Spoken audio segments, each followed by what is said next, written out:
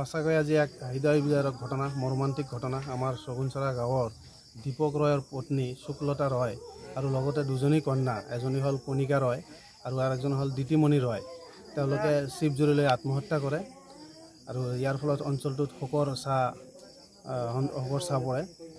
তো দীপক ৰয় আজি বজাৰত গৈছিলে 4 বজাত বজাৰ কৰিবলৈ, তেওঁৰ স্ত্ৰী আৰু 2 কন্যা ৰাখি পেলাই। তেওঁৰ মাতৃ যোনজনী আছিলে হিৰোবালা ৰায়, সেই মাতৃজনী এই ডেণ্টিষ্টৰ ওচৰত গৈছিলে দাঁতৰ ডাক্তৰ দেখুৱাবলৈ, কিন্তু আহি দেখা পায় যে ঘৰৰ ভিতৰত 3জনীয়ে চিপ জুৰি লৈ আত্মহত্যা কৰে। তাতে আত্মহত্যা কাৰণ যিজন হাজবেণ্ড আছিল তেওঁ বজাৰত গৈছে, বজাৰ কৰিবলৈ বজাৰ কৰিছে, চকী 3খনমান কিনিছে চাইকেলত, আৰু এই দুজনী যে কণমানি শিশু আছিল, বাচ্চা আছিল, বাচ্চাজনীৰ কাৰণে তেওঁলোকে কিবা খোৱা বস্তুও আনিছে বজাৰত, মাকজনীও বাহিৰত আছিলে। নিশ্চিতভাৱে আত্মহত্যা।